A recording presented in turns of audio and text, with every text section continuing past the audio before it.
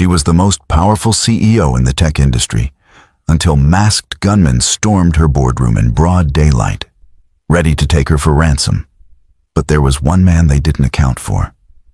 A janitor with a troubled past and instincts sharper than any security system.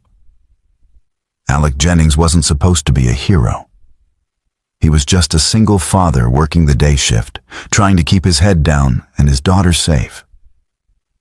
But when he locked that boardroom door with the attackers trapped inside, he didn't just save Scylla Harmon's life. He changed it forever. What began as a moment of courage would spiral into a dangerous alliance neither of them expected, a fake engagement, buried family secrets, and a love that defied every logical boundary they tried to set. Before we jump back in, tell us where you're tuning in from. And if this story touches you, make sure you're subscribed, because tomorrow I've saved something extra special for you. The boardroom on the 42nd floor of TechVantage Industries gleamed with floor-to-ceiling windows that framed the Brookhaven skyline like a corporate painting. 10 executives sat around the marble table, their voices clashing over quarterly projections and merger proposals. At the head of the table, Scylla Harmon listened with the kind of patience that came from years of being underestimated. She was 32, the youngest CEO in the company's history, and every decision she made was scrutinized with a magnifying glass. Her dark hair was pulled into a neat bun, her navy suit pressed to perfection, but her eyes carried a weariness that no amount of success could mask. She had clawed her way to this chair, and now she was fighting to keep it. The presentation continued. Charts flashed across the screen. Someone mentioned risk assessment. Another voice pushed back about innovation timelines. It was all routine until it wasn't. The boardroom doors burst open with a violence that shattered the corporate calm. 4 men in black tactical gear and ski masks stormed inside, automatic weapons raised, voices barking orders that turned blood cold. "Nobody moves. Hands on the table. Now." Screams erupted. Chairs scraped backward. One executive lunged for the panic button under the table, but a warning shot into the ceiling stopped him cold. Plaster dust rained down like snow. Scylla's heart hammered, but her face stayed composed. She'd been trained for hostage scenarios in her early days, climbing the corporate ladder. "Stay calm. Don't provoke. Wait for an opening." The lead gunman moved toward her, his voice muffled behind the mask. "Ms. Harmon, you're coming with us." Like hell she is. Every head turned toward the voice. Standing in the doorway, mop still in hand, was a man nobody had noticed enter. He wore faded gray coveralls with a TechVantage cleaning patch on the chest. His dark hair was slightly too long, his face unshaven, but his eyes were sharp, calculating, and completely unafraid. Alec Jennings had been mopping the executive hallway when he heard the commotion. Most people would have run. He didn't. Instead, he'd moved toward the sound, his mind already processing angles, exits, patterns. It was a skill he'd honed long before he ever picked up a mop, back when his life had required split-second decisions under pressure. That life was supposed to be over. But instincts like his didn't retire. The gunman swung his weapon toward Alec. "Back off, janitor. This doesn't concern you." Alec didn't move. His eyes scanned the room in 2 seconds. 4 attackers, 12 hostages, 1 exit, windows sealed. The gunmen were amateurs, too loud, too emotional. Their formation was sloppy. They'd planned for compliance, not resistance. "You've got about 90 seconds before building security overrides the elevator lockdown," Alex said calmly. "If you're smart, you'll leave now." The lead gunman laughed. "And if you're smart, you'll get out of our way." Alec tilted his head slightly, then did something no one expected. He stepped fully into the room and pulled the heavy boardroom door shut behind him. The magnetic lock engaged with a solid click. He just locked himself inside with 4 armed men. The room fell into stunned silence. "What the hell are you doing?" one of the executives whispered. Alec ignored him. His focus stayed on the gunman. "Here's the thing. That door is reinforced steel with a biometric override. It won't open from the inside without executive clearance. And the only executive in this room is her." He nodded toward Scylla. "Which means you're not leaving with her. You're not leaving at all." The lead gunman's confidence faltered. "Open the door." "No. I said open it." Alec's voice dropped, cold and final. "Make me." What happened next unfolded in less than 10 seconds. The nearest gunman lunged forward, but Alec was already moving. He swung the mop handle like a staff, striking the man's wrist with surgical precision. The gun clattered to the floor. Alec kicked it under the table, then used the attacker's momentum to throw him into the second gunman. The third raised his weapon, but Alec dove low, sweeping his legs out from under him. The man crashed into a chair. By the time the lead gunman aimed, Alec had already grabbed a glass water pitcher from the table and hurled it. It struck the man square in the face mask, shattering on impact. Chaos erupted. Executives scrambled under the table. Scylla grabbed the nearest phone, her fingers flying over the emergency contact. Within 30 seconds, the muffled sound of boots pounding down the hallway confirmed that security was coming. The gunman, disoriented and disarmed, tried the door. It wouldn't budge. They were trapped. Alec stood between them and Scylla, breathing hard but steady. Like I said, 90 seconds. When security finally breached the room, they found 4 subdued attackers and 1 janitor calmly helping executives to their feet. Scylla sat in her chair, hands still trembling, slightly, staring at the man who had just saved her life. By the time police arrived, the media was already circling. Cameras flashed outside the building. News vans parked along the street. Headlines began forming in real time. TechVantage CEO saved in boardroom siege. Mysterious janitor subdues armed attackers. But when reporters tried to interview Alec, he was already gone. He slipped out through the service stairwell, ignoring the shouts from security asking him to stay for a statement.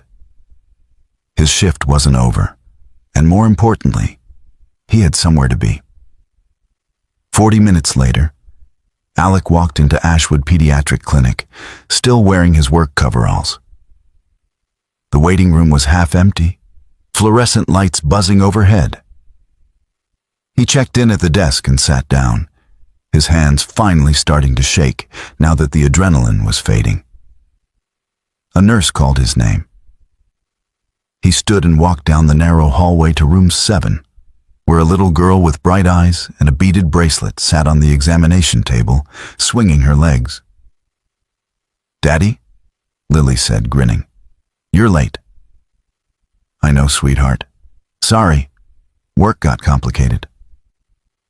She was 8 years old, small for her age, with a constellation of freckles across her nose and a medical alert bracelet that never left her wrist.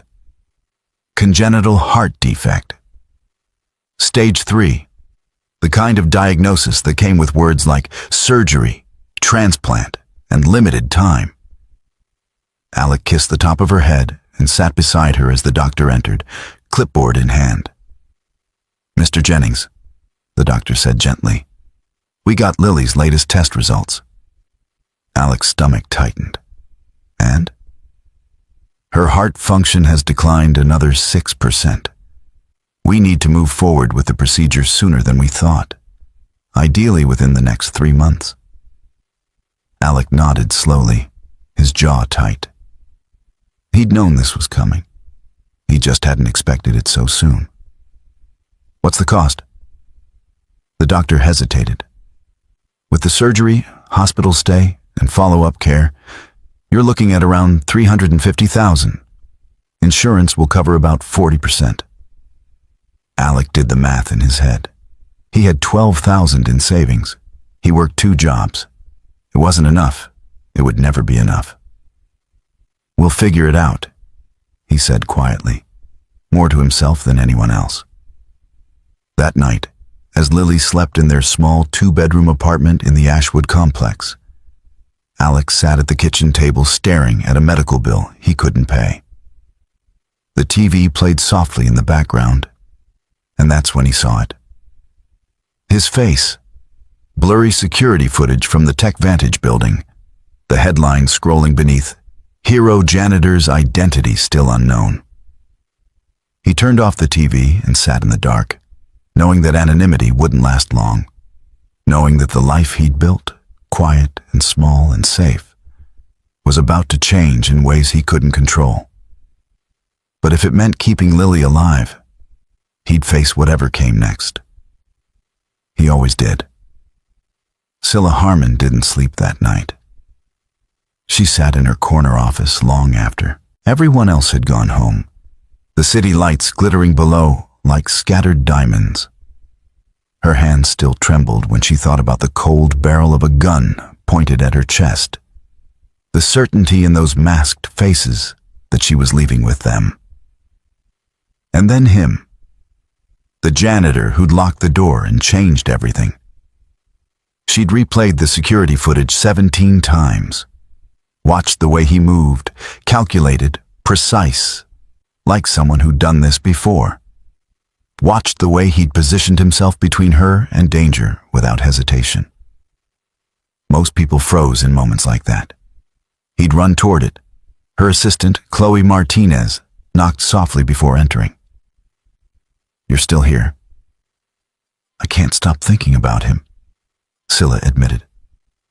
Preparing and narrating this story took us a lot of time, so if you are enjoying it, subscribe to our channel. It means a lot to us. Now, back to the story. Chloe set down a fresh cup of coffee. "Security's been trying to identify him all day. Turns out he's contracted through an outside cleaning service. Name is Alec Jennings. No criminal record, no military background, just a guy who mops floors." Scylla shook her head. "Nobody moves like that by accident. Get me everything. Address, employment history, family. I want to know who he is." Chloe hesitated. "Are you sure that's a good idea? The board's already concerned about the optics. They think you should lay low for a while." Scylla's eyes hardened. "The board can think whatever they want. That man saved my life. The least I can do is thank him properly." By noon the next day, Scylla had a full report. Alec Jennings, age 34. Single father. 1 daughter, Lily Jennings, age 8. Medical records flagged for ongoing cardiac treatment. 2 jobs, one as a night janitor at an office complex, the other doing day shifts at Tech Vantage. No social media presence, no mortgage. Rented a modest apartment in Ashwood, the kind of neighborhood where people minded their own business and kept their heads down. She made a decision that her security team immediately advised against. "I'm going to see him." "Ms. Harmon, with all respect, that's not protocol." "I don't care about protocol," she said, grabbing her coat. "I care about doing the right thing." The Ashwood apartments weren't far from Tech Vantage's headquarters, but they might as well have been in a different world. The building was older, paint peeling in places, a rusted playground in the courtyard where a few kids kicked a deflated soccer ball. Scylla's town car looked absurdly out of place parked along the curb. She climbed 3 flights of stairs, her heels clicking against the concrete, until she reached apartment 3C. She hesitated for just a moment before knocking. The door opened, and there he was, Alec Jennings. Looking different without the coveralls. He wore jeans and a faded gray t-shirt, his hair still damp like he'd just showered. His expression shifted from surprise to guarded caution in less than a second. Ms. Harmon? Mr. Jennings? They stared at each other for a beat too long. I should have called first, Scylla said, but I didn't have your number. I didn't give it out. I noticed. She shifted her weight. May I come in? Alec glanced over his shoulder, then back at her. It's not exactly what you're used to. I'm not here to judge your apartment. I'm here to thank you. He stepped aside, letting her in. The apartment was small but clean. A couch that had seen better years. A coffee table stacked with medical bills and a child's coloring books. The faint smell of something sweet baking in the oven. It felt lived in, real. Nothing like the sterile perfection of her own estate. Lily?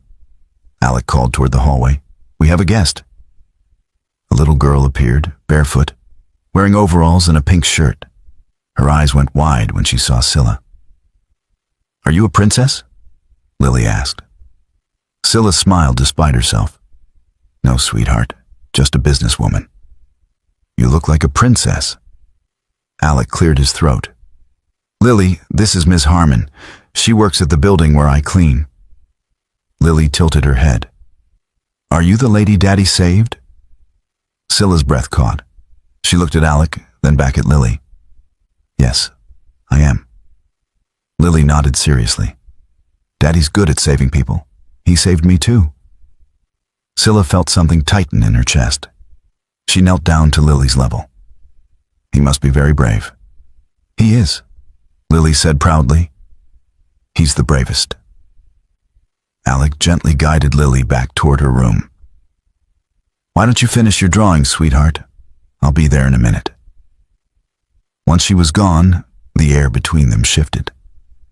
She doesn't know what happened, does she? Scylla asked quietly. No, and I'd like to keep it that way. Scylla nodded. I understand. She paused. I came here to thank you properly. What you did was extraordinary. I just did what anyone would do. No, Scylla said firmly. Most people would have run. You didn't. You put yourself between me and 4 armed men. That's not ordinary. Alec shrugged. I've been in worse situations. Doing what? His jaw tightened. Things I don't talk about anymore. Scylla studied him, seeing the walls he'd built, the past he kept locked away. She recognized it because she had her own. I want to offer you something, she said. A job. Head of personal security. Full benefits, salary 3 times what you're making now. You'd be protecting me, but also advising on corporate security protocols. Alec shook his head immediately. I appreciate the offer, but no. Why not? Because I don't want that life anymore. I've got Lily to think about. Stability. Routine. I can't afford to take risks. Scylla glanced at the stack of medical bills on the table. She didn't need to read them to know they were crushing him. What if I could help with those? She asked carefully. Alec's expression hardened. I don't need charity. It's not charity. It's gratitude. Same thing. They stood in tense silence. Scylla realized she'd pushed too hard, too fast. She reached into her purse and pulled out a business card. If you change your mind, she said, setting it on the table, or if there's anything I can do, anything at all, call me. Alec didn't touch the card. I won't. Scylla nodded and turned toward the door. But before she left, she looked back. Your daughter's lucky to have you. Alec's voice softened just slightly. I'm the lucky one. As Scylla descended the stairs and climbed back into her car, she couldn't shake the image of that small apartment, that little girl's bright eyes, and the man who'd saved her life, now struggling to save his daughter's. She'd come to say thank you. But she was leaving with something else entirely. A plan, risky, unconventional, maybe even reckless. But sometimes the best solutions were the ones that made no logical sense at all. 3 days later, Alec received a phone call that changed everything. He was halfway through his shift at TechVantage, emptying trash bins on the 38th floor, when his phone buzzed. Unknown number. He almost didn't answer, but something made him press the green button. "Mr. Jennings?" A woman's voice, professional, clipped. "Speaking. This is Chloe Martinez, assistant to Scylla Harmon. Ms. Harmon would like to meet with you. Today, if possible." Alex stopped walking. "I already told her I'm not interested in a job." "This isn't about a job. It's something else. Something she believes will benefit both of you. I'm not interested in whatever this is." "Mr. Jennings," Chloe's voice softened. "She knows about Lily's medical situation. She has a proposal that could help."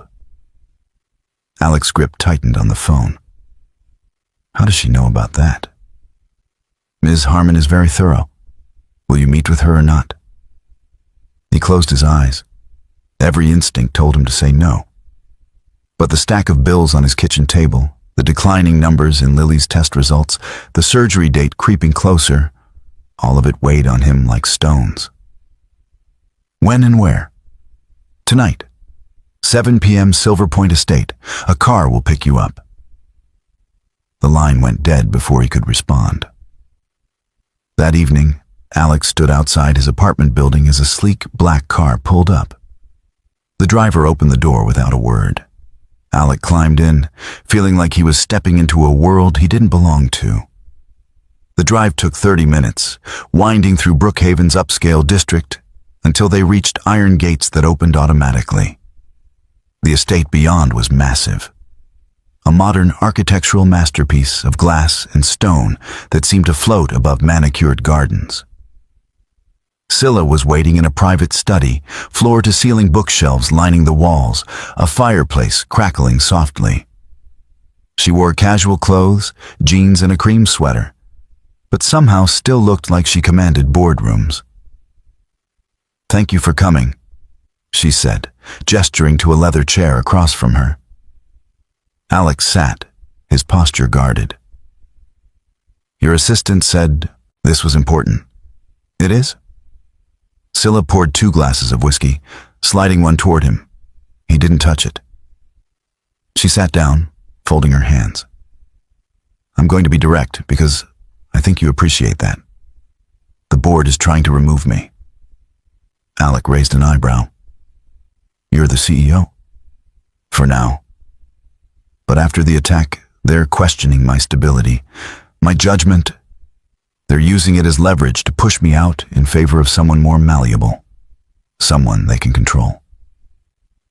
"What does this have to do with me?" Scylla leaned forward. "I need to project stability, personal stability. The board respects traditional values, family, commitment. If I were engaged, if I had someone solid standing beside me, it would undercut their narrative." Alex stared at her. "You want me to pretend to be your fiancé?" "Yes." He laughed, a short, incredulous sound. "You're serious?" "Completely." "Why me?" "Because you saved my life. Because the media already loves the story. The hero janitor and the grateful CEO. It's romantic. It's compelling. And most importantly, it's believable." Alex stood up.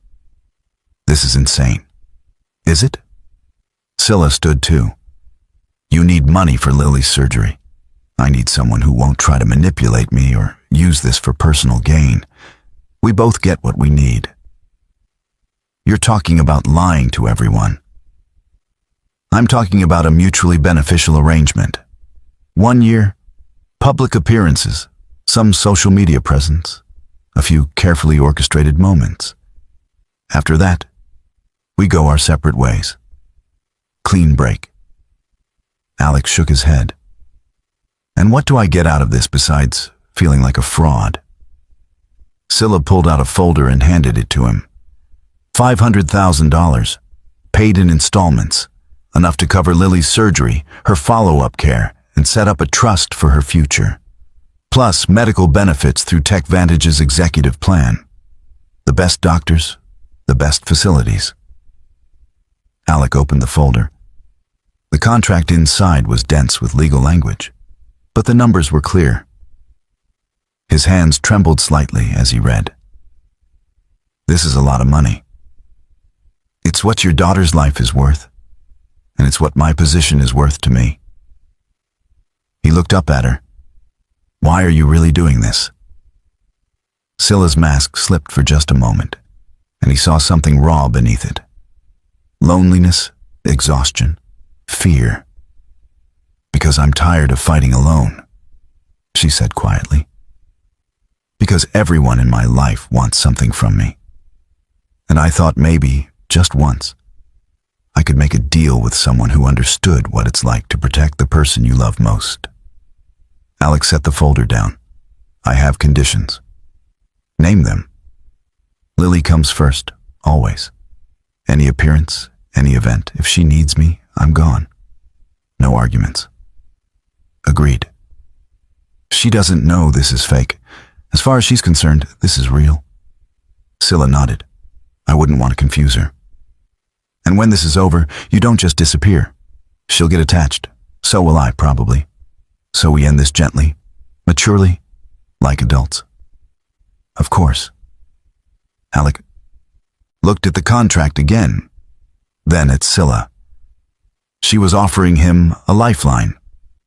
But lifelines always came with strings. 1 year, he said finally. 1 year, she confirmed.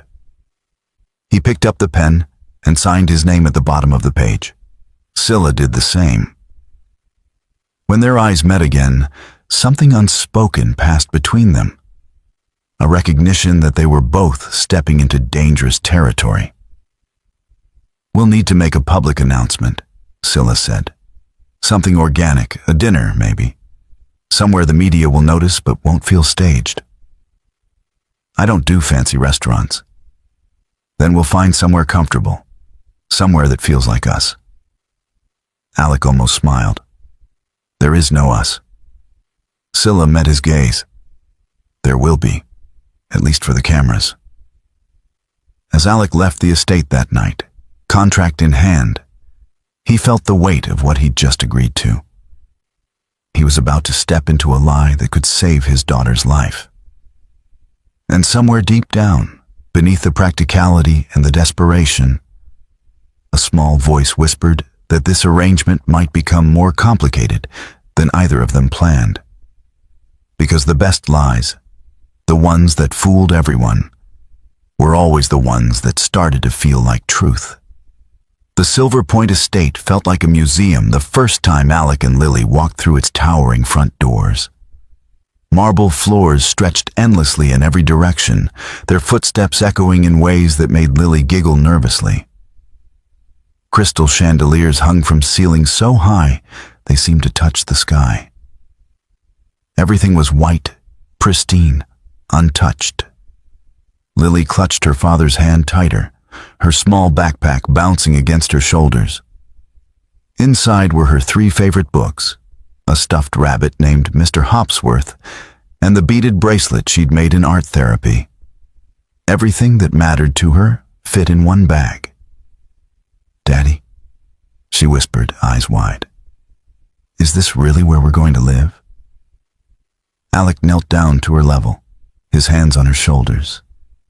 Just for a little while, sweetheart. Remember what I told you? Miss Harmon and I are going to help each other. She needs someone to make her big house feel less lonely, and we need a safe place while you get better. Lily nodded slowly, processing. So she's like your girlfriend now? Alec hesitated. The lie sat heavy on his tongue. Something like that. Okay, Lily said simply. In that way, only children could accept massive life changes without question. Scylla appeared at the top of the grand staircase, descending with practiced elegance. She wore tailored slacks and a silk blouse, her hair loose around her shoulders. When she reached them, she smiled. But it was the kind of smile Alec recognized from boardroom negotiations. Professional. Measured.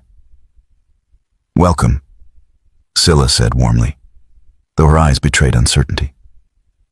"Lily, I had a room prepared for you. Would you like to see it?"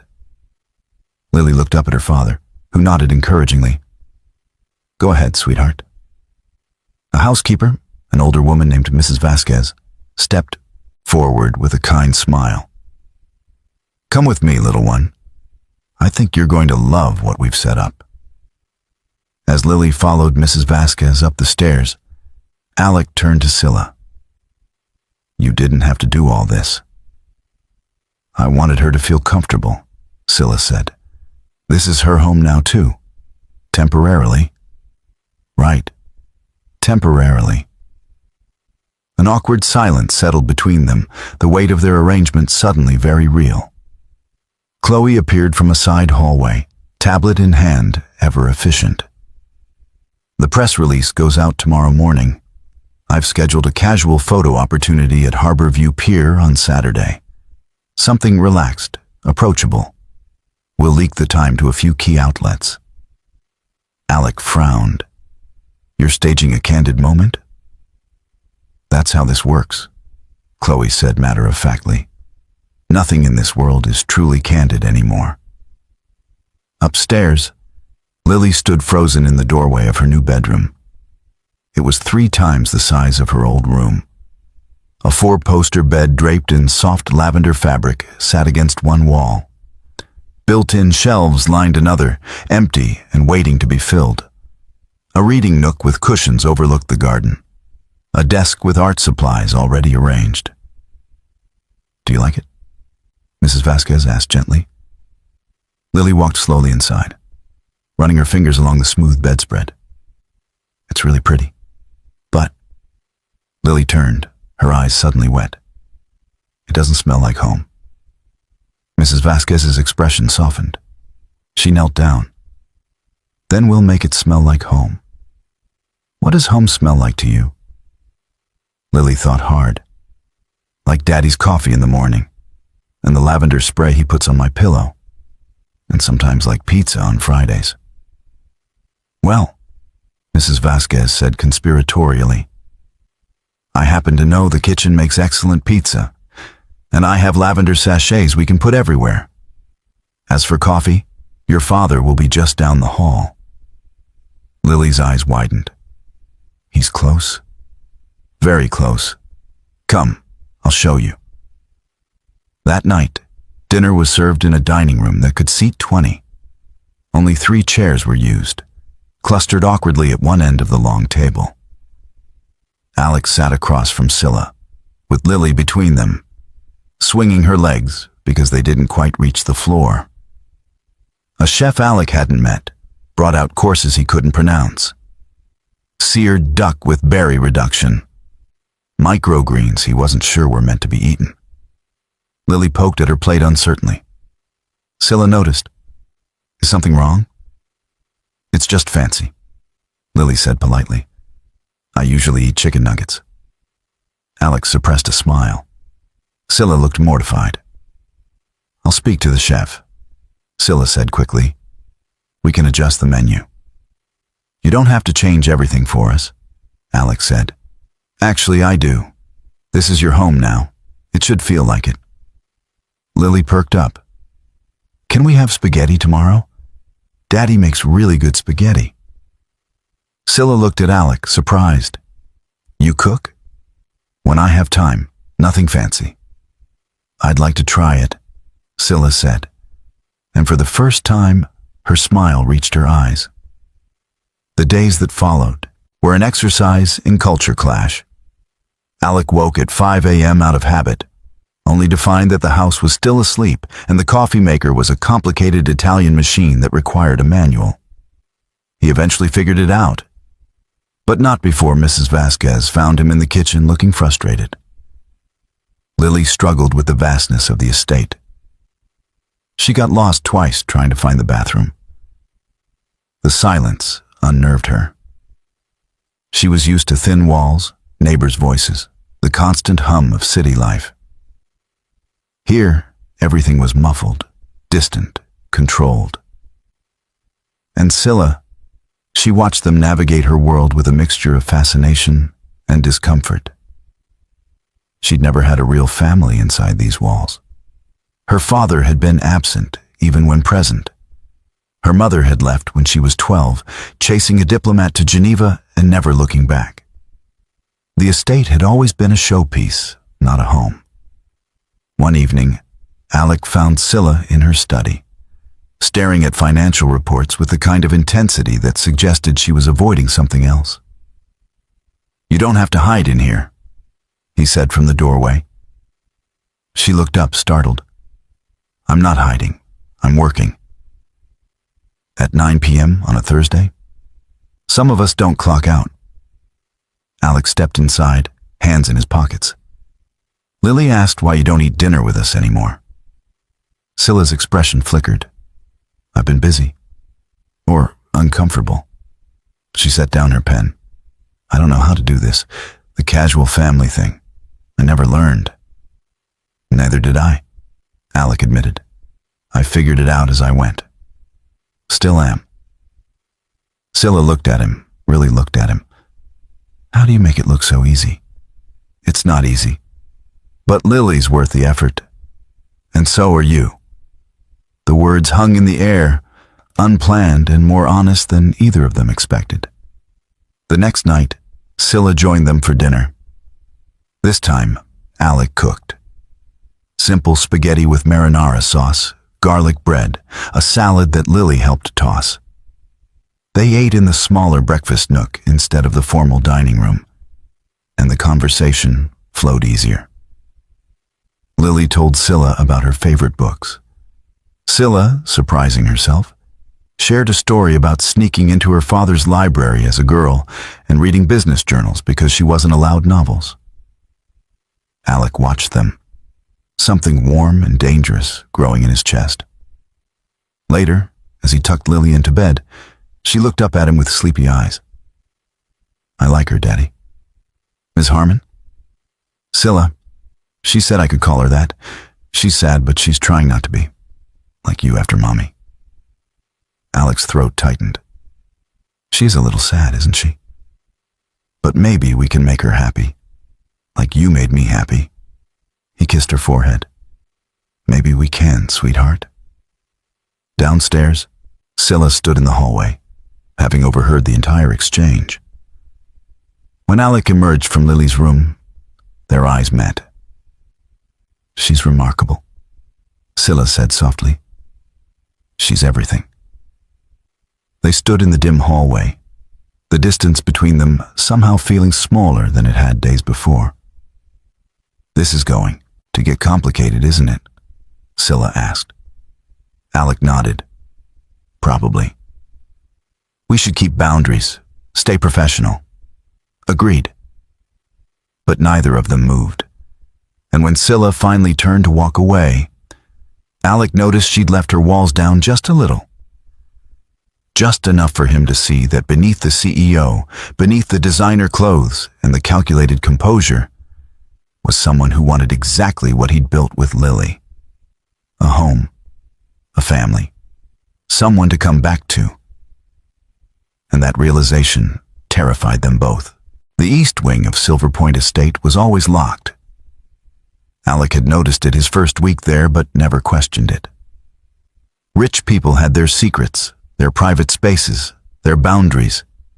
He respected that. Until the night he heard crying. It was 2 a.m. He'd gotten up to check on Lily, found her sleeping peacefully, and was heading back to his room when he heard it. Soft, muffled, coming from behind the sealed double doors at the end of the east corridor. He pressed his ear to the door, definitely crying. Then a voice, thin and wavering. "Please, someone, help me." Alec's instincts fired. Someone was in distress. He tried the handle. Locked. Electronic keypad. He pulled out his phone and texted Scylla. "Someone's in the east wing. They need help." 3 minutes later, Scylla appeared in a robe, hair disheveled, eyes alarmed. "What are you talking about?" "Listen." They both fell silent. The crying had stopped. But now there was coughing. Harsh, painful. Scylla's face went pale. Oh God, I forgot her medication. She punched a code into the keypad. The doors clicked open. Inside was a suite that looked more like a luxury hospital room. Medical equipment lined the walls. A hospital bed sat near the windows.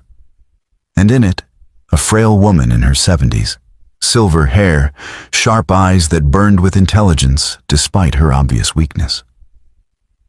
"Grandmother." Scylla rushed to her side. The woman's eyes flickered to Alec. "Who's he?" "Alec Jennings. He's staying here." "Grandmother, where's your night nurse?" "Quit yesterday. Said the agency would send a replacement. They didn't." Scylla's hands shook as she grabbed the medication chart. Alec stepped forward. "Let me see." She handed him the chart without thinking. Alec scanned it quickly. He'd spent enough time in hospitals with Lily to understand dosing schedules. She missed her 8 p.m. heart medication and her breathing treatment. He moved efficiently, checking labels, preparing the doses with practiced hands. Within minutes, the woman's breathing eased. The grandmother watched him with calculating eyes. "You've done this before." "My daughter has medical needs. You learn fast." "Alec, this is Edith Walsh," Scylla said quietly. "My father's mother. She's been living here since her stroke 5 years ago." Edith's voice was raspy but firm. "Living is generous. Existing is more accurate. They put me in this wing and forgot about me." "That's not true," Scylla said, but her voice lacked conviction. Edith looked at Alec again. "You have kind hands and sad eyes." "What's your story, janitor?" "Grandmother, don't interrogate him." "I'll interrogate whoever I like. It's the only entertainment I have." Alex smiled despite himself. "Fair enough. I'm a single father. My daughter has a heart condition. I'm here because your granddaughter and I have an arrangement that benefits both of us." "An arrangement?" Edith repeated. How delightfully vague. She turned to Scylla. "Is he the one from the boardroom incident?" Scylla nodded. "Then you're braver than most men I've met, or stupider." Edith coughed, then gestured to a chair. "Sit, both of you. If I'm awake, you're keeping me company." They sat, and over the next hour, Edith told them stories. About building the family business from nothing, about Scylla's grandfather, a poet who died too young, about watching her son, Scylla's father, turn cold and calculating, pushing away everyone who loved him. "He wasn't always like that," Edith said. "There was a time he believed in love. He fell hard for a woman named Isabel. Sweet thing, artist, completely wrong for our world." Scylla stiffened. "I've never heard this story." "Because he buried it. She got pregnant. He panicked. His board position was at stake. So he paid her to disappear. Gave her money to start over somewhere else. She took it and vanished. He never knew what happened to the baby." Alec's blood went cold. "When was this?" Edith's eyes narrowed. 1990. Why? Where did she go? Brookhaven, I think. Northside District. Why does this matter? Alec stood abruptly. What was her last name? Jennings, Edith said. Isabel Jennings. The room went silent. Scylla looked between them, confused. Then her eyes widened as the pieces connected. No, she whispered. Alec's voice was hollow. My mother's name was Isabel. She raised me alone in Northside Brookhaven. She told me my father left before I was born. She died when I was 16. Car accident. Edith leaned forward, studying his face with new intensity. Let me see your hands. Alec held them out, numb. The scar on your palm, shaped like a crescent moon. He looked down. He'd had it since birth. A birthmark, his mother had said. My son has the same mark, Edith whispered. It runs in our family, a genetic quirk. Scylla stood up, backing away. This can't be real. You're saying that Alec is my half-brother? Edith nodded slowly. It appears so. The weight of it crashed down. Everything they'd built in the past few weeks, the fake engagement, the carefully constructed narrative, the feelings that had started to grow despite their best efforts. All of it was built on a foundation that had just shattered. Alec turned to Scylla, his voice breaking. I didn't know. I swear I didn't know.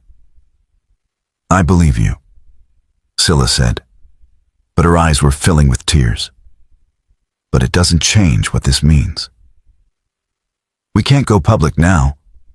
The engagement, the arrangement, all of it looks like something sick and wrong.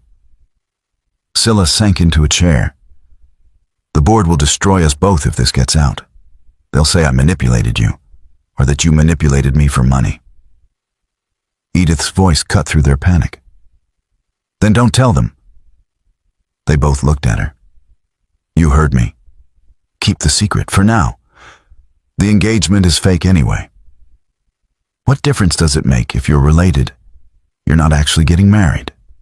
You're just playing a role. That's insane, Scylla said. Is it? Or is it practical? Edith's eyes gleamed. Your father stole from you both. He kept you apart. He denied Alec his birthright and left him struggling. This arrangement gives you both power. Don't surrender it because of biology you had no control over. Alec shook his head. This feels wrong. Most things worth doing do, Edith replied. The question is, what matters more? The truth or protecting what you've built? Protecting Lily? Alec looked at Scylla. She looked back. And in that moment, they made a choice that would bind them in ways more complicated than any contract ever could. We keep the secret, Scylla said finally. But only until Lily is safe.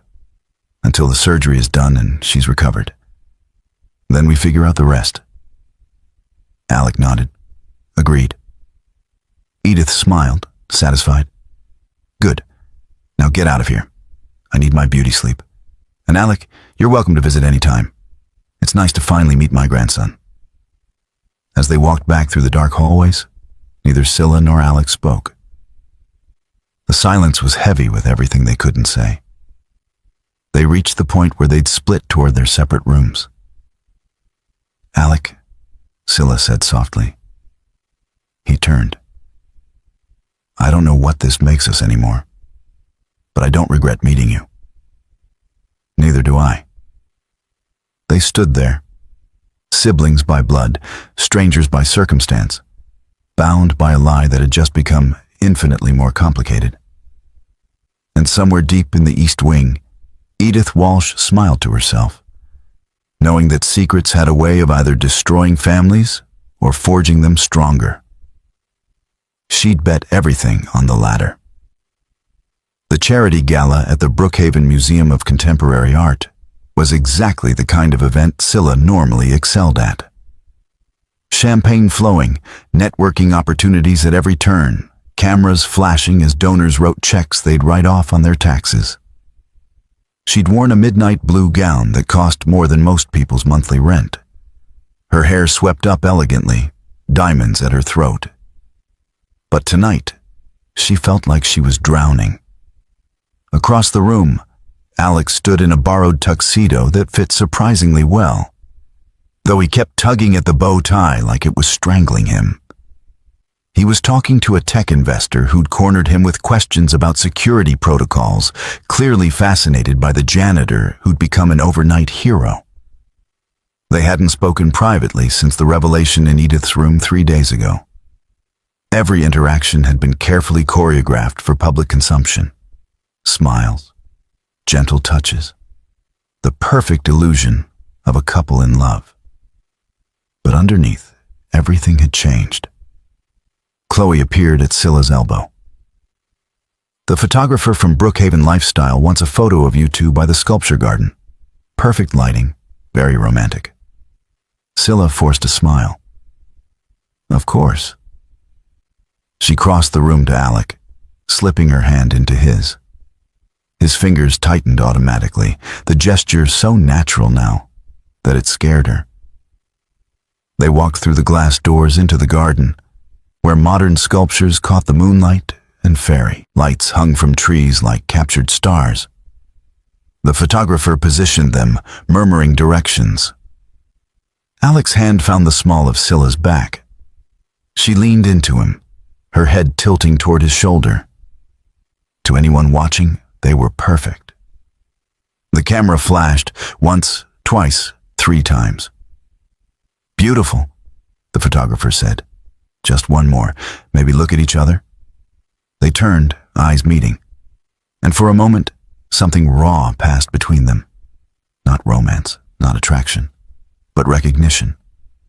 2 people trapped in a web of their own making, unsure how to escape without hurting everyone around them. The camera flashed again. Perfect, thank you.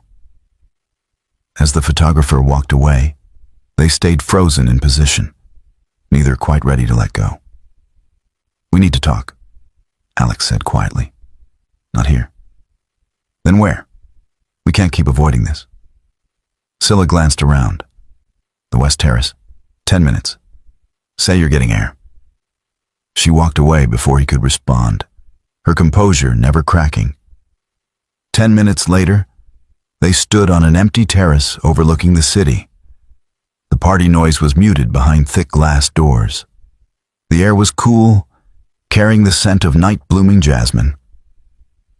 I've been researching, Scylla said without preamble. Trying to find proof. Birth certificates, hospital records, anything that confirms what Edith told us. And?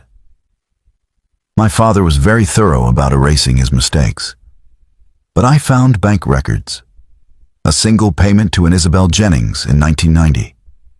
$50,000. Marked as consultation fees, but the timing matches. Alec leaned against the railing. My mother never had money. We lived paycheck to paycheck until she died. She worked 3 jobs sometimes. If she got $50,000, what happened to it? Maybe she used it for your care, medical expenses, education. Or maybe he lied to Edith about how much he gave her. Alec's voice was bitter. Maybe he gave her just enough to disappear, but not enough to actually start over. Scylla closed her eyes. My father was a lot of things. Most of them terrible. Was. He died 4 years ago. Heart attack in his office. I inherited everything, including apparently a brother I never knew existed.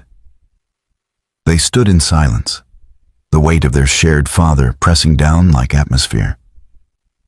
Do you hate me? Alec asked suddenly. Scylla turned, surprised. What? No. Why would I? Because I'm proof of his betrayal. Because I complicate everything. Because if I'd never existed, your life would be simpler. Alec, if you'd never existed, Lily wouldn't exist, and she's the best thing to come out of this entire mess. His expression softened. She is, isn't she? She asked me yesterday if I'd braid her hair. Said her mother used to do it, but she couldn't remember how it felt. So I tried. I'd never braided hair before in my life. It looked terrible. Alex smiled despite everything. I'm sure she loved it anyway. She did. She said it was perfect. And then she asked if I'd always be around to do it. The smile faded. What did you tell her? I lied. I said yes. The confession hung between them. We're in too deep, Scylla whispered. This was supposed to be simple, a business arrangement. But now Lily's attached. I'm attached. You're my brother, and I have feelings I shouldn't have. And I don't know how to fix any of it. Alec moved closer. What kind of feelings? She looked up at him, eyes shining with unshed tears. The kind that don't care about biology or logic or what's appropriate. kind that make me wish we'd met differently. That make me wish none of this was fake. Scylla, please don't say anything kind right now. I can't handle it. But Alec reached out anyway, gently wiping a tear from her cheek. My mother used to tell me that family isn't just blood. It's who shows up, who stays, who fights for you even when it's hard. Is that supposed to make this better? No. It's supposed to remind you that we get to choose what this means. We didn't choose to be related, but we chose to help each other. We chose to let Lily have a chance at life. We chose to give each other something we were both missing. And what was I missing? He smiled sadly. Someone who sees you as more than a title or a bank account. Someone who shows up. She laughed, broken and wet. You're too good at this, at making terrible situations feel bearable. Years of practice. They stood close enough that she could feel his warmth, see the flecks of gold in his brown eyes, count the faint scars on his hands from years of hard work. We should go back inside, she said without moving. Probably. Neither moved. The moment stretched, fragile and dangerous. Then Scylla stepped back, smoothing her dress, rebuilding her walls brick by brick. After Lily's surgery, we'll figure out the rest. But until then, we keep pretending. For her sake. For her sake, Alec agreed. They walked back into the gala separately, smiles in place, the perfect picture of a couple in love. But inside, they both knew they'd crossed a line that couldn't be uncrossed. Later that night, back at Silver Point Estate, Alec sat on the edge of Lily's bed, watching her sleep. Her small chest rose and fell steadily, the medical alert bracelet catching moonlight. I'm doing this for you, he whispered. All of it.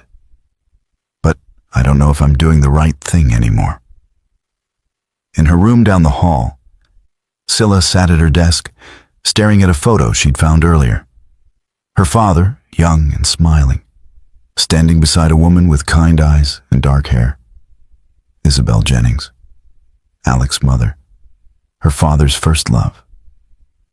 She traced the woman's face with her finger. What would you think of all this? Would you forgive us for the mess we're making? In the East Wing, Edith lay awake, listening to the house settle. She'd set something in motion that couldn't be stopped now. She just hoped when the dust settled, there'd still be a family left standing. Because secrets, once unearthed, had a way of either healing old wounds or ripping them wider. And this family had enough scars to last a lifetime. Seth Newman had been waiting for this moment for 3 years. Tall, silver-haired, impeccably dressed. He'd been on Tech Vantage's board since before Scylla was born. He'd mentored her father, built alliances with every major shareholder, and positioned himself as the logical successor when the old man died. Then Scylla had taken the position instead. A woman barely 30, untested, chosen by her father's will rather than merit. Seth had smiled through gritted teeth and waited for her to fail. The kidnapping attempt should have been her downfall. Instead, she'd emerged stronger, more sympathetic. And now this ridiculous engagement to a janitor was making her look relatable, human, beloved by the public. It was time to end this fairy tale. Seth stood in his downtown office, reviewing the file his private investigator had compiled. Photos of Alec entering Silver Point Estate. Financial records showing the sudden influx of money into accounts associated with Lily's medical care. Security footage from the gala, showing Scylla and Alec's body language, intimate but strained. But the real treasure was the document at the bottom. A birth certificate. Isabel Jennings. Father listed as unknown, but the investigator had found hospital records with Richard Harmon's name on visitor logs from the same week. Seth smiled. This was better than he'd imagined. The emergency board meeting was called for Friday morning. Scylla walked into the conference room to find all 12 board members already seated, their faces grave. Seth sat at the opposite end of the table, hands folded, expression neutral. "What's this about?" Scylla asked, taking her seat. Seth slid a folder across the table. "I think you know." She opened it, her stomach dropping as she saw the contents. Photos, financial records, the birth certificate. "Where did you get this?" "That's irrelevant. What's relevant is that you've been lying to this board, to our shareholders, and to the public. Your fiancé isn't just some hero janitor. He's your half-brother, and this entire engagement is a fraud designed to manipulate public perception." The room erupted in whispers. Scylla's mind raced, but her face remained composed. "These allegations are baseless." "Are they?" Seth leaned forward. "Because I have DNA evidence being processed as we speak, taken from a coffee cup your fiancé discarded at the museum gala. It will prove definitively that you and Alec Jennings share a father." Scylla's blood ran cold. "You had him followed. You stole biological material without consent. That's illegal. What's illegal is fraud, securities fraud specifically, since your personal life directly impacts shareholder confidence and stock prices. The SEC will be very interested in this." Another board member, an older woman named Patricia, spoke up. "Scylla, is this true? Is the engagement fake?" Before Scylla could answer, the conference room door opened. Alec walked in, still wearing his work coveralls, his expression dark. "Don't answer that," he said. Seth smiled wider. "Mr. Jennings, how convenient. Perhaps you'd like to explain to the board how you managed to secure $500,000 mere weeks after meeting Ms. Harmon?" Alec moved to stand beside Scylla. "I'd like to explain a lot of things, starting with the fact that you hired the men who tried to kidnap her." The room went silent. Seth's smile faltered for just a second. "That's a serious accusation." "It's a true one," Alec said calmly. He pulled out his phone and connected it to the conference room screen. Security footage appeared, grainy but clear enough. Seth meeting with two men in a parking garage, money exchanging hands. Date stamp, 3 days before the kidnapping. "Where did you get that?" Seth's voice was no longer smooth. "You're not the only one who can hire investigators," Alec replied. "Turns out, when you pay criminals to commit crimes, they keep evidence in case they need leverage later. These two were very cooperative once they realized they were facing attempted kidnapping charges. They gave up everything, including text messages from a burner phone registered to a shell company that traces back to you." Seth stood abruptly. "This is fabricated." "Is it?" Scylla's voice was ice. "Because I've already forwarded everything to federal prosecutors. They'll be here within the hour." Patricia looked between them. "Seth, did you really orchestrate an attack on our CEO?" Seth's face reddened. She was destroying this company with her reckless decisions. Someone had to act. By trying to have her killed? Another board member stood. "You're done. Security, escort Mr. Newman from the building." As security moved in, Seth pointed at Scylla. "This isn't over. The engagement is still a fraud. You're still lying to everyone." Alec stepped forward. "Actually, about that."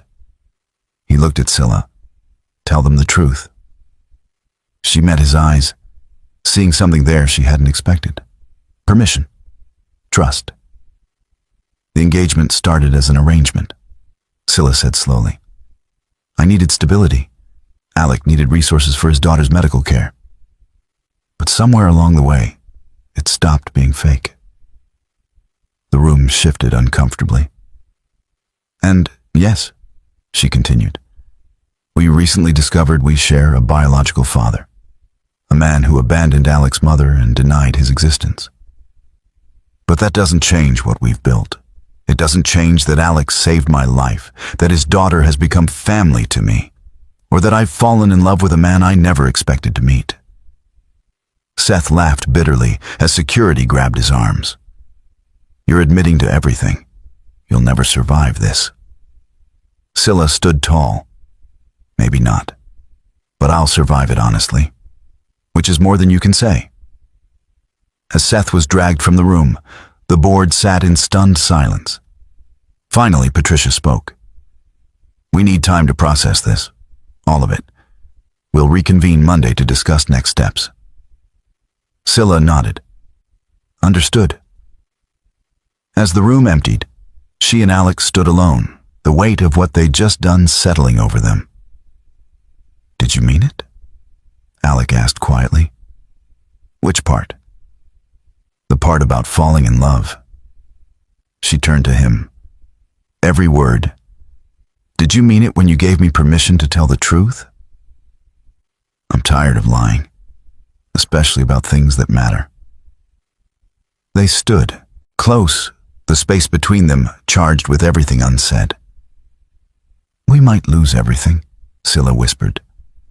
Or we might gain something real. And in that moment, surrounded by the wreckage of their carefully constructed lies, they both realized that the truth, messy as it was, felt better than any fiction they could have created. The call came at 3 a.m. Alex's phone buzzed insistently, pulling him from restless sleep. He grabbed it, heart already racing. Calls at this hour meant only one thing. Mr. Jennings? The voice was calm, professional. This is Brookhaven General. Your daughter is in the emergency room. He was dressed and moving before the nurse finished speaking. Down the hallway, he pounded on Scylla's door. She opened it, confused, half asleep. It's Lily. Hospital, now. She didn't hesitate. I'm coming with you. They took Scylla's car, breaking every speed limit. Alex's hands shook as he gripped the door handle. Scylla drove with focused intensity, one hand reaching over to squeeze his briefly.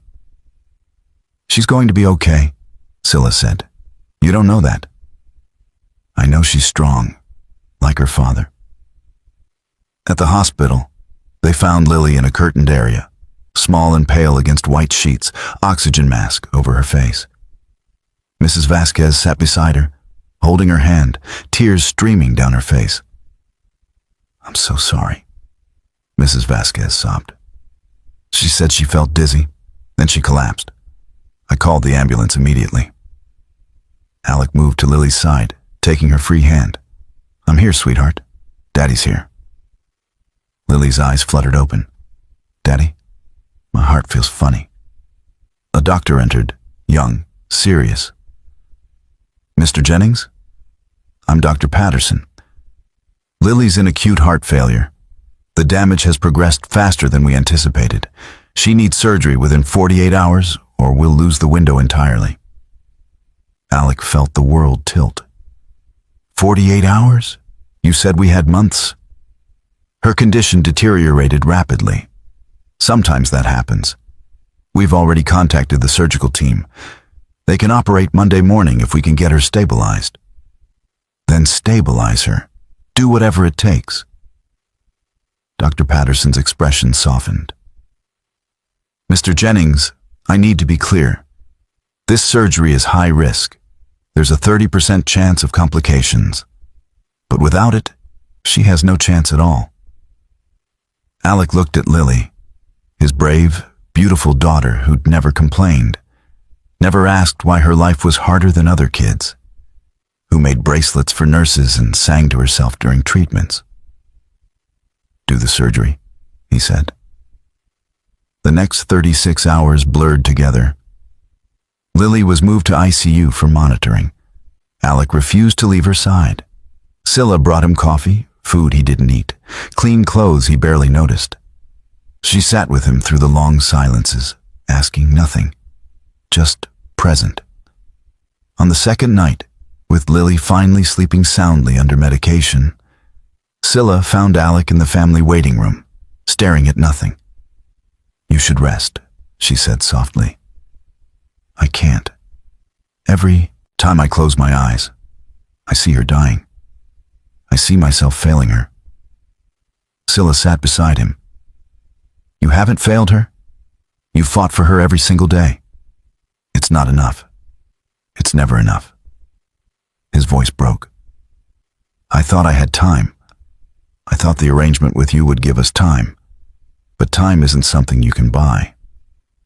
"Alec." He turned to her, and she saw something she'd never seen before. Pure, raw terror.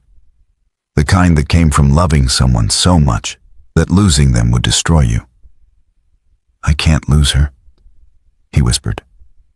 "She's all I have left. When her mother died, Lily was the only reason I kept breathing.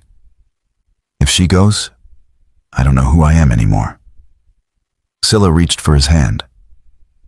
"You're the man who locked a door with gunmen on the other side. You're the man who fights even when everything says to run. You're the man who taught a little girl that love means showing up every single time. And what if showing up isn't enough this time? Then you keep showing up anyway, because that's what love is. It's not a guarantee. It's a choice you make every morning, even when you're terrified." Alec looked at their joined hands. "When did you get so wise?" "When I met someone who showed me what real strength looks like." They sat in silence, both thinking about a little girl fighting for her life 3 floors above them.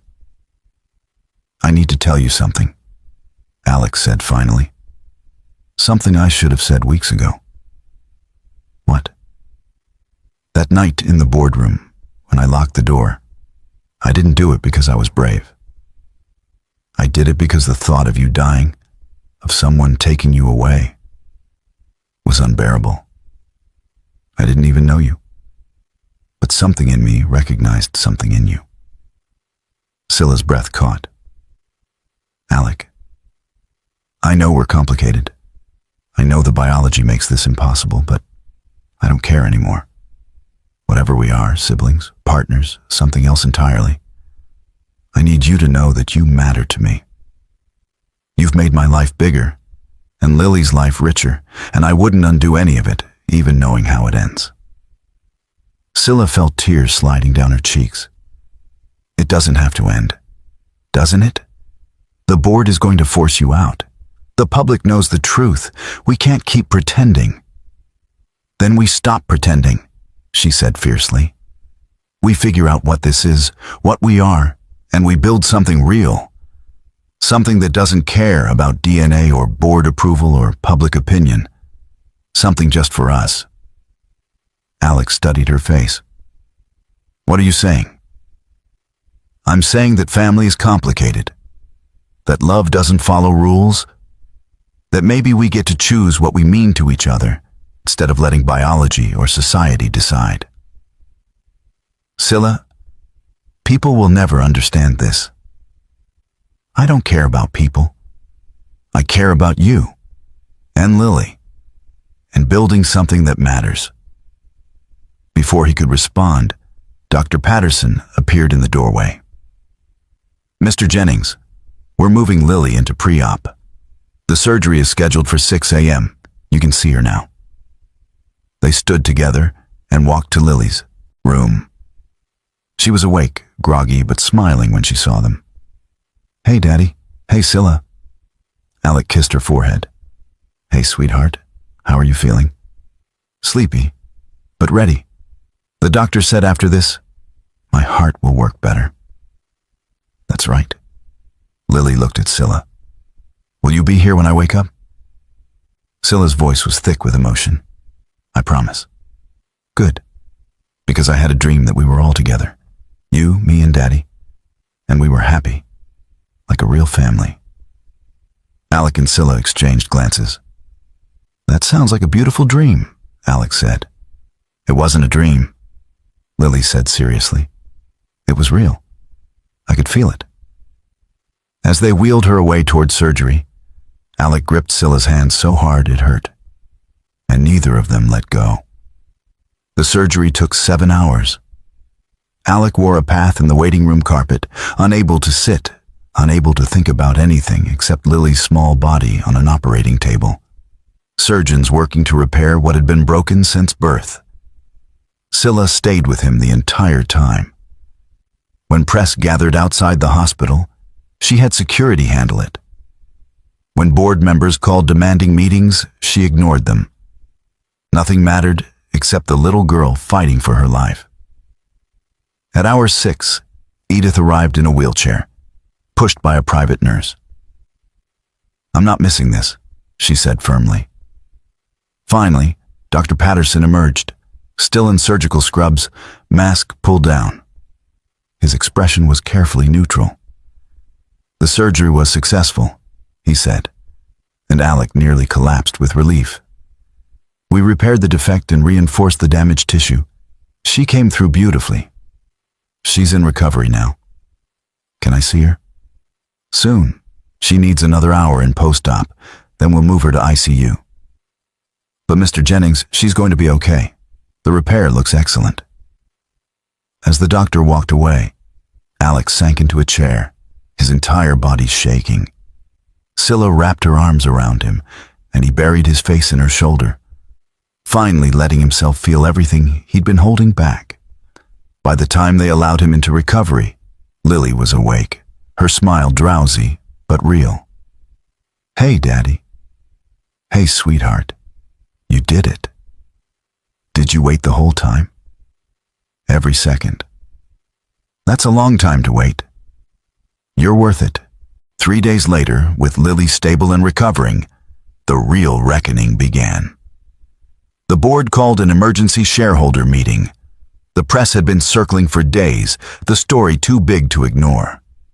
CEO in fake engagement with secret half-brother. Tech executive's hidden family scandal. Every headline was more sensational than the last. Scylla stood before the assembled shareholders, Alec beside her, both of them exhausted but resolute. The room was packed, cameras rolling, reporters cramming every available space. Patricia, acting as board chair with Seth gone, called the meeting to order.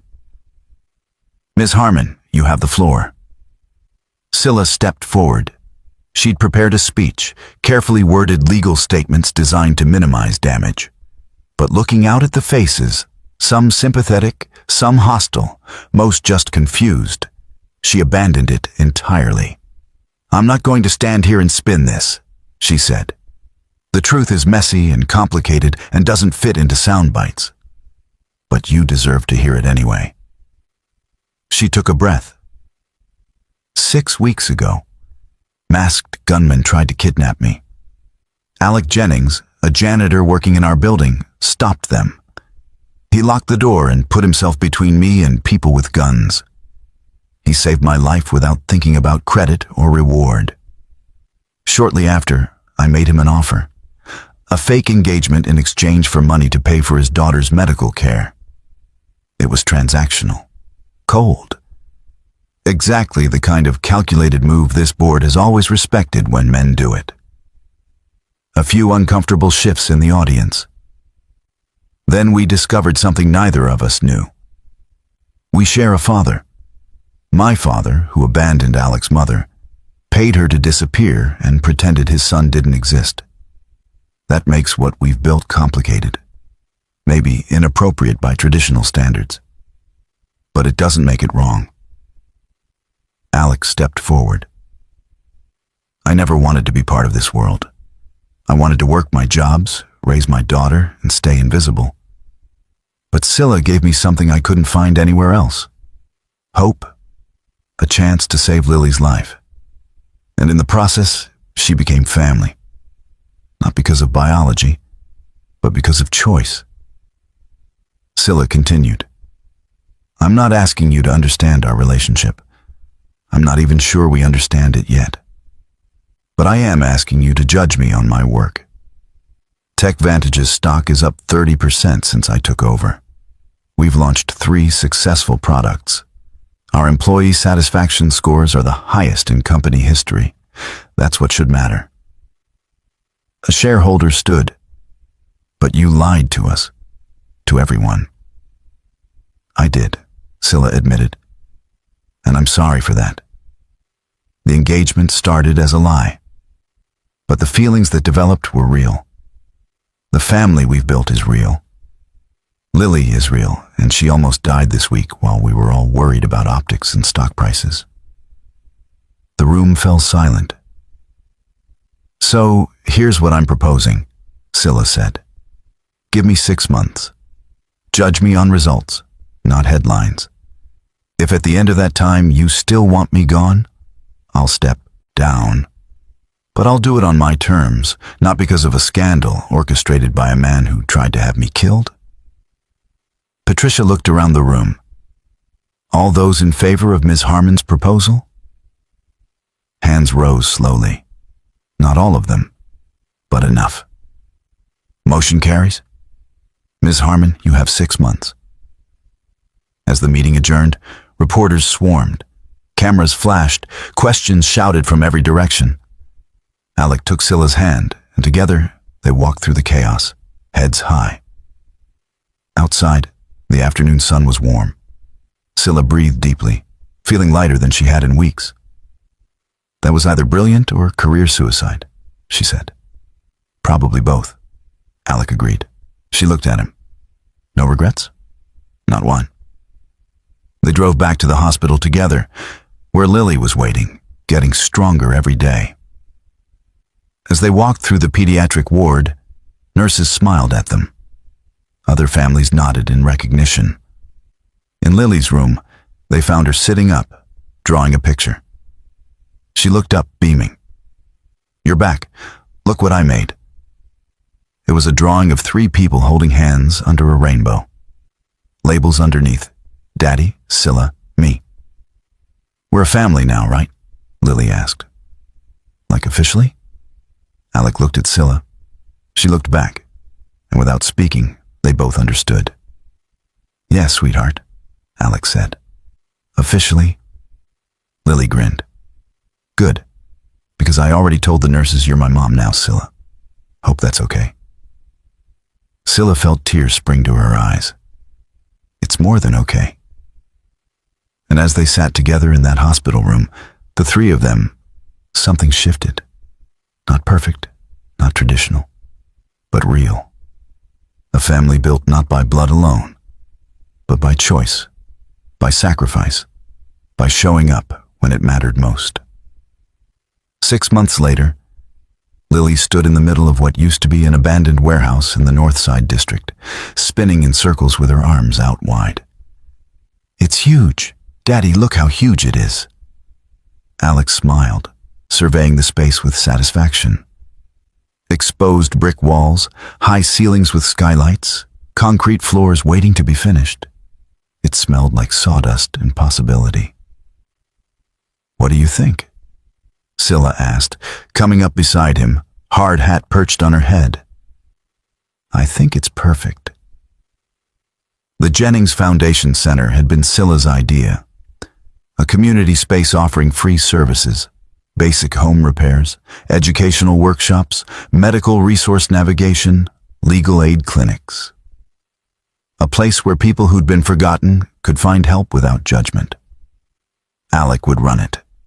He'd already hired a staff of 10, most of them people like him, folks who'd struggled and survived and wanted to give back. The grand opening was scheduled for next month. TechVantage had funded the initial setup, but donations were already pouring in. The public, it turned out, loved a redemption story. Scylla's honesty at the shareholder meeting had transformed her from scandal to folk hero. Stock prices had soared. 3 major publications had named her CEO of the Year. She'd stayed. Against all odds, she'd kept her position. And she'd used it to build something that mattered. I got the permits approved, Chloe said, walking over with a tablet. We're officially cleared for the health clinic wing. First patients can be seen starting January. That fast? Alec asked. When the CEO personally fast-tracks permits, things move quickly. Lily tugged on Scylla's sleeve. Can I help paint, please? Absolutely. In fact, I think your room needs painting too. Lily's eyes widened. My room? Here? Scylla and Alec exchanged glances. They'd been planning this for weeks. We're converting the upper floor into apartments, Scylla explained. For families using the center's services, but also for us, if you want. Lily looked between them. We'd live here, all of us? Well, Alec said carefully. Scylla would keep Silver Point Estate, but this would be our space, yours and mine, somewhere we belong. But I want Scylla to live with us, Lily said stubbornly. Scylla knelt down. I'll be here all the time, I promise. But your dad and I think it's important that he has his own space, something that's just his. Ours, Lily corrected. His and mine. Right, yours. Lily considered this seriously. Okay. But you have to come for dinner every night. Deal. Later, after Lily had run off to explore with Mrs. Vasquez, who now worked as the center's family coordinator, Alec and Scylla stood on the roof deck, looking out over Brookhaven's skyline. Are you happy? Scylla asked. Alec thought about it, about how much had changed, about the daughter who was thriving, her heart strong, her future bright, about the foundation that would help hundreds of families like his, about the woman beside him who'd become something he couldn't quite name, but couldn't imagine living without. Yeah, he said, I really am. Even with all the complications? Especially with them. They'd never defined what they were to each other. Not romantic partners, not exactly siblings, something in between that didn't have a word yet. Edith called them soulmates. Lily called them best friends. The press called them everything from inspiring to inappropriate. They called each other family. I got something for you, Scylla said, pulling out an envelope. Inside was a legal document. Alec scanned it, his breath catching. This is adoption paperwork. If you'll let me. I know I'm not her mother. I know I can never replace what you and she have. But I'd like to make it official. That she's mine too. Alec's eyes filled. You do that? I already did. In every way that matters. This is just paperwork. He pulled her into a hug, and they stood there. Two people who'd found each other in the worst circumstances and built something beautiful anyway. That night, the three of them ordered pizza and ate it sitting on painter's tarps in what would become their living room. Lily told stories about the other kids in her cardiac support group. Scylla shared details about a new initiative at Tech Vantage. Alec just listened, soaking in the sound of the two people he loved most, laughing together. When Lily fell asleep between them, her head on Scylla's lap, her feet in Alec's, neither of them moved. We did it, Scylla whispered. We actually pulled this off. We're not done yet, Alec said. This is just the beginning. Good. I like beginnings. Outside, the city hummed with life. Stories unfolding, people struggling, love being found in unexpected places. And in a warehouse that would soon be a sanctuary, three people who'd started as strangers had become something unbreakable. A family built on truth, sacrifice, and the radical belief that sometimes the best things in life are the ones that make absolutely no sense at all. Except the sense that matters most. The kind you feel in your heart. Up next, you've got two more standout stories right on your screen. If this one hit the mark, you won't want to pass these up. Just click and check them out. And don't forget to subscribe and turn on the notification bell so you don't miss any upload from us.